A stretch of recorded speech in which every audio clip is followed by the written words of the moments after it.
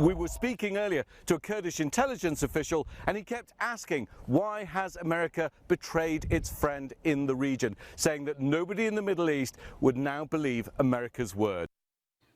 That a correspondent for ABC News getting reaction on the ground to President Trump's sudden move to pull U.S. troops from northern Syria and to let the Kurds fend for themselves. And it's worth noting the Kurds, they're backed by the U.S. and they have fought alongside American troops for years in the fight against both ISIS and the murderous Assad regime. Yet, amazingly, Defense Secretary Mark Esper had this to say about the situation today.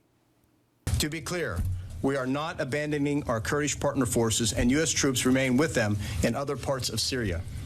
The impulsive action of President Erdogan to invade northern Syria has put the United States in a tough situation. A situation almost everyone agrees is one of this administration's own making. Now, just hours after the president announced the move to step aside after he spoke with Erdogan on the phone, the Turks, they mounted fierce attacks as all predicted. The Turkish government says more than 300 people have been killed so far, and aid groups say at least 10 civilians have also died. Plus, this is causing a growing humanitarian crisis. The United Nations saying at least 100,000 people are now refugees after being forced to leave their homes. But charities on the ground, they're putting that number at closer to 400,000. Another huge concern? The 10,000 ISIS prisoners that are being guarded by Kurdish fighters.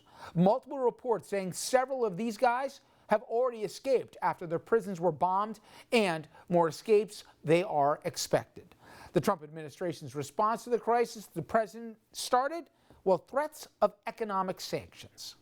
So, on the subject of Syria, it has been interesting to me some of the voices that have come out condemning the White House with words like betrayal and abandonment. I'm going to go through a few here. In fact, let's see what Mitt Romney had to say. Specifically, the president's decision to abandon our Kurd allies in the face of an assault by Turkey is a betrayal. It says that America is an unreliable ally. It facilitates ISIS resurgence, and it presages another humanitarian disaster. Abandonment, betrayal, and he is not alone here in the condemnation of it. What bothered you the most? That it was done so haphazardly without involvement of whether it be allies or even our own Defense Department, or was it just the simple thing that we all learned from the playground? You make a commitment, you stand by your guy. It brings me to tears almost. I went to Iraq 19 times, and I interacted with all these people, and they are giving their lives, helping us, trying to help their families, and putting themselves out in a position that now they'll be annihilated. And, you know, the president isn't making America great again. He's doing the exact opposite. We're not keeping our words with Mexico, with China, with Iran. We're not keeping our word with Iraq, and particularly the Kurds.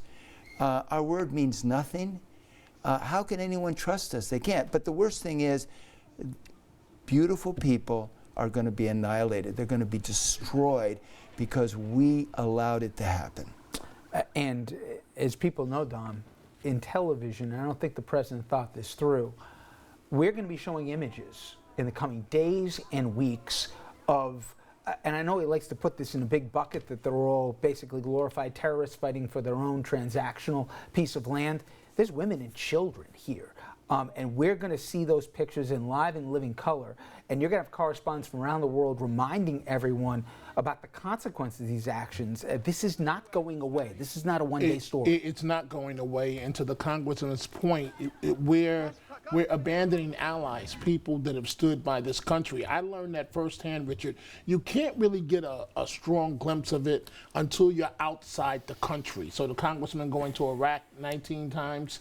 When I went on assignment to Africa, to Somalia, and you saw certain bases that were not even announced publicly because of the political problems it would cause for the American bases for that country. The allies, how they step up, and then so you're going to be an ally to America, and then when you're needed by us, you're going to abandon us. And to your question about the perception, I want to know, frankly, and I'm saying this as a journalist, what makes the president think that he knows what's best that all the experts don't know? Right. And To that end, I want to play a couple bites. When pressed after the president made this decision, he said both curious, to put it politely, and then disturbing statements from a historical and also from a ethical point of view. They were stupid statements. Now, the Kurds are fighting for their land, just so you understand.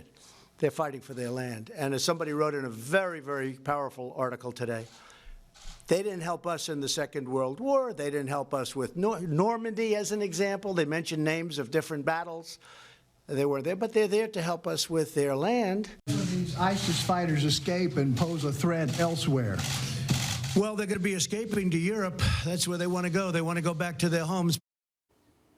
Andrew, it's stunning in the lack of historical knowledge that the commander-in-chief of the United States has, but that second one in some ways was even more frightening in that, hey, if they go and they terrorize the Europeans, their problem, not ours. Yeah, it's like a who cares, despite the fact that A, Europe are our allies, we're supposed to protect them. B, if they can get to Europe, they can get to the United States, or they can get to our military positions around the world. So, there's no way that he senses a threat, but he's okay with it. I mean, it just doesn't make any sense at all. But, Chris, Normandy, the Kurds, it's not funny. It's for anyone who thinks he's not connected to reality, my God. No, it was stupid, because then the argument would be, why are we helping the Germans? Why are we helping Japan? Why do we have troops in Germany? Why do we have troops in Japan? Korea, There's no logic to it. It's just a stupid comment made by a man who says he wants to America great again. I want to ask, I can't figure out what America gains from the maneuver and letting Turkey into northern Syria. The president hasn't expressed anything, and it all came from this phone call from President Erdogan of Turkey. I'm wondering if you think that the public should read the readout of that phone call to figure out what the heck they were talking about that led to the snap decision. We have a main base in Turkey, and that's one of the issues. The other is, he seems to be attracted to people who have authoritarian perspective. Erdogan has it, Putin has it. Do you want to know what was said on the phone call? Yeah. Yeah, I do too. Yeah, I saw one comment from a special forces soldier, one of the 1,000 who were moved, and he said, and the quote is, "I'm ashamed for the first time in my career."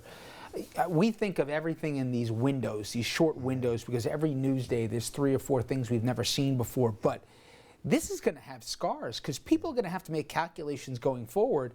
The U.S. says there's going to be there with me, but are they going to turn on me when things get tough? Our troops fought side by side with the Kurds. They know them as human beings. They know their wives. They know their families. And it is shameful that we would walk away. Okay, when we come back, President Trump, he loves to talk, and certainly in the 3 years as he's been president, the economy has been certainly his best calling card. He brags about how he single-handedly revived manufacturing in America, but we're going to go under the hood here. Factories are actually struggling. The effects being felt in purple states. The president needs to win again if he wants to stay president. The details next.